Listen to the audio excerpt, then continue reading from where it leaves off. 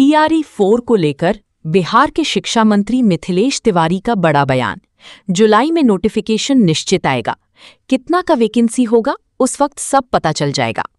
बिहार के सभी प्रखंड कार्यालय में शिक्षा विभाग की ओर से सिंगल विंडो सिस्टम लागू किया जाएगा। सहयोग कार्यक्रम को लेकर उन्होंने कहा कि प्रदेश अध्यक्ष के आदेश पर हम लोग सहयोग कार्यक्रम लगते हैं। जो लोग सचिवालय में मुलाकात करने में सक्षम नहीं हैं, उनके लिए सहयोग कार्यक्रम होता है। SIR को लेकर उन्होंने कहा कि सुप्रीम कोर्ट का जो फैसला आया है वो तो होना ही था।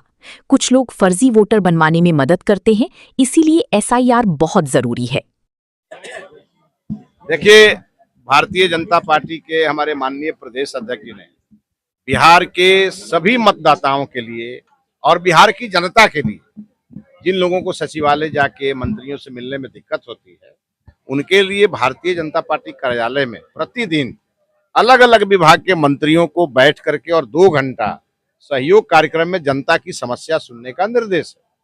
अब चूंकि हम शिक्षा मंत्री हैं तो सबसे ज्यादा समस्याएं और शिक्षा विभाग सबसे ज्यादा लोगों को एड्रेस भी करता है।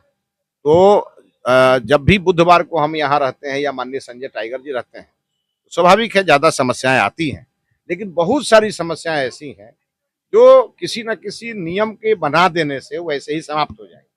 जैसे हमारे विभाग में हमने सिंगल विंडो सिस्टम लागू कर दिया तो बिहार विद्यालय परीक्षा समिति का आवेदन आना कम हो गया, इंटरमीडिएट काउंसिल का आवेदन आना कम हो गया। हमने कल ही अपने शिक्षा विभाग के मंत्रालय में सिंगल विंडो सिस्टम लागू कर दिया।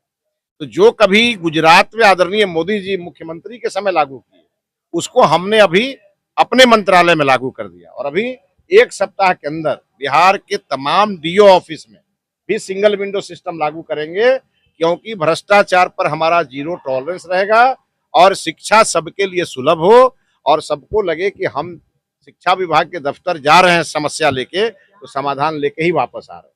इसलिए हम लोगों ने लगभग सभी के लोगों के समस्या का निराकरण किया है और जिन पे भी थोड़ी बहुत समस्याएं हैं उसको मंत्रालय स्तर पर खत्म कर रहे हैं। एक बड़ी खबर है, SIR को क्लीन चिट किया है सुप्रीम कोर्ट ने। क्या लगता है जो SIR का काम शुरू हुआ था? देखिए, SIR हम लोग शुरू से कह रहे हैं कि SIR मतदाता सूची का शुद्धिकरण। कुछ ऐसे लोग उसमें फर्जी लोग उसमें अपना नाम जुड़वा लेते हैं और कुछ लोग जुड़वाने में मदद करते हैं।